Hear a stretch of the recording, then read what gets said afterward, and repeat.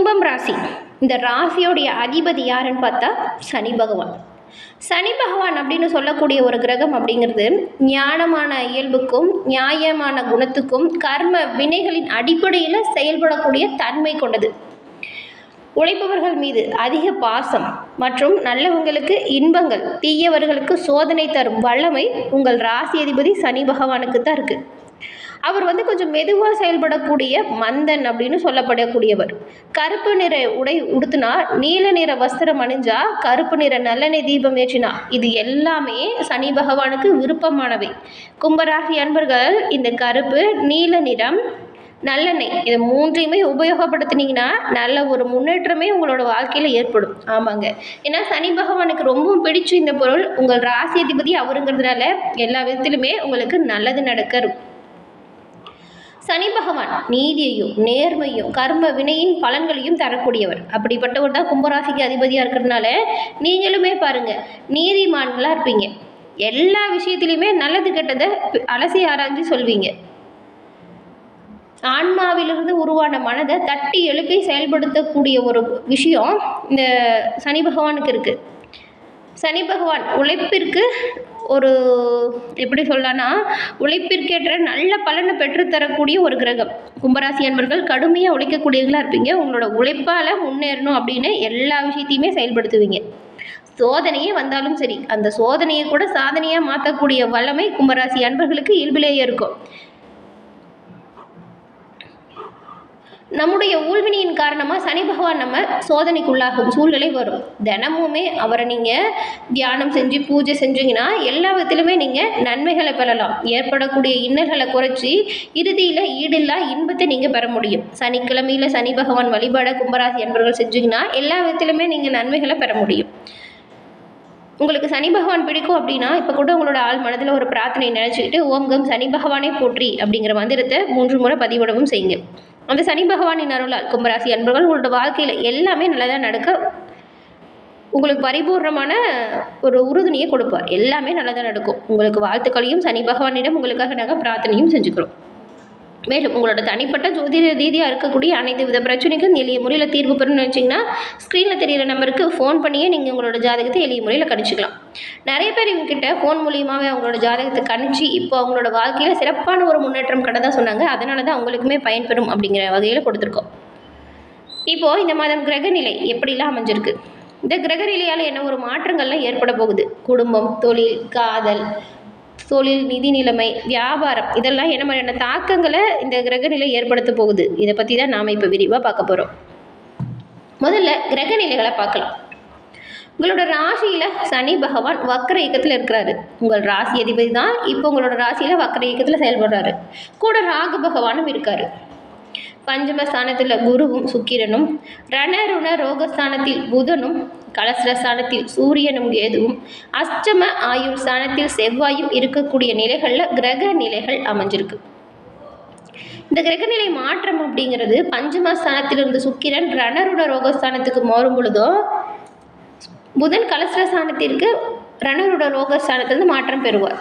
கலஸ்ரஸ்தானத்தில் இருக்கக்கூடிய புதன் மறுபடியும் அஷ்டமஸ்தானத்திற்கும், அஷ்டமஸ்தானத்திலிருந்து புதன் மறுபடியும் பாக்கியஸ்தானத்திற்கு மாறி மாறி போகக்கூடிய அமைப்பில் இந்த மாதம் கிரக நிலைகள் அமைஞ்சிருக்கு.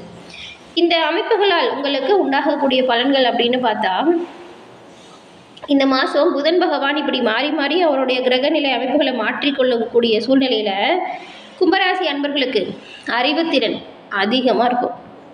சிலர் முக்கிய முடிவுகள் எடுப்பதன் மூலம் ரொம்ப நாளாக இருந்த பிரச்சனையுமே இப்போ முடிவுக்கு கொண்டு வர போகிறீங்க.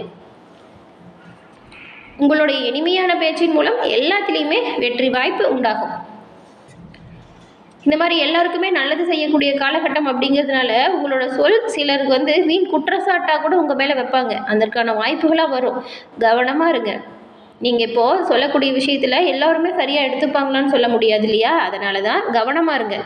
இனிமையான பேச்சின் மூலம் வெற்றி வாய்ப்பு வரும். ஆனாலும் வீண் குற்றச்சாட்டிற்கும் ஆளாக நேரிடலாம். கவனமாக இருங்க. மற்றவங்களோட செய்கை உங்களுக்கு தேவையில்லாமல் கோபத்தை கொடுக்கும். நிதானத்தை கடைபிடிக்கணும். வழக்குகளில் சாதகமான போக்கு இருக்கோ, நிதானத்தை கடைபிடிச்சா நன்மையை பெறலாம்.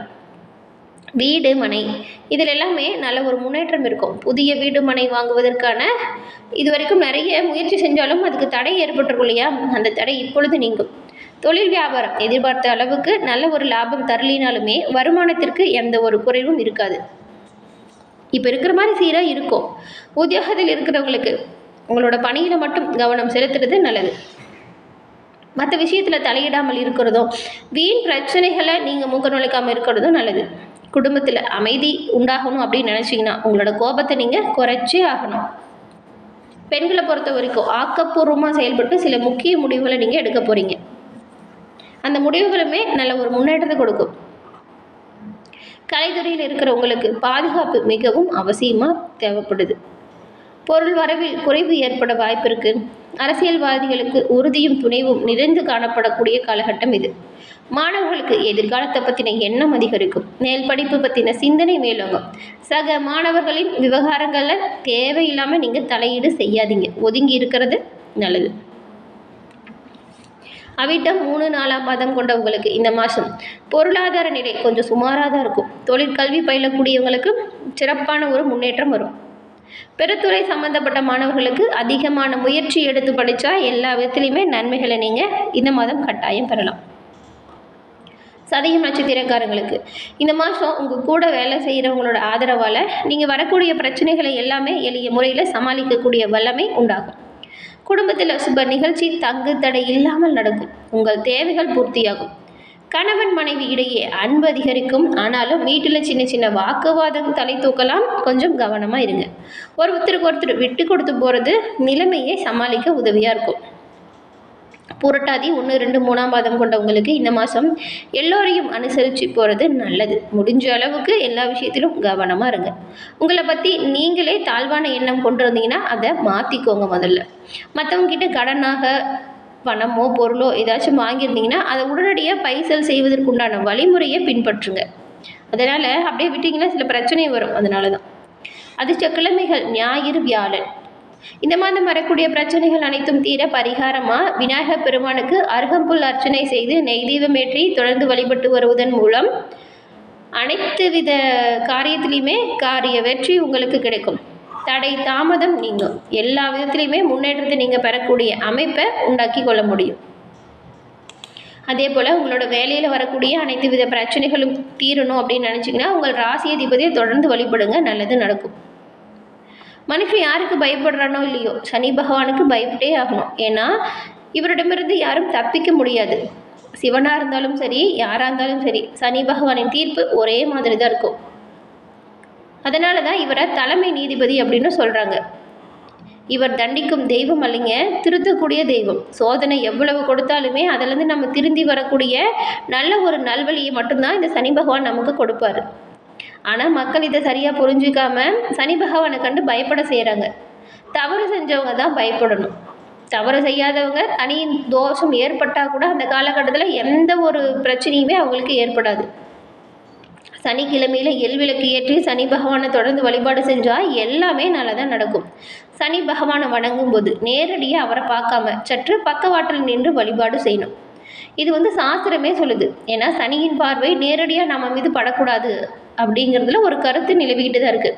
என்னதான் கோயில் கோயிலாக சென்று சனி பகவானை சுற்றி வழிபட்டாலும் நம்ம உண்மையான மற்றும் மற்றவங்களுக்கு எந்த ஒரு தீங்காக கொடுக்காத வாழ்க்கையும் வாழ்ந்தால் எந்த ஒரு தோஷத்திலுமே நாம் தப்பிக்கலாம்.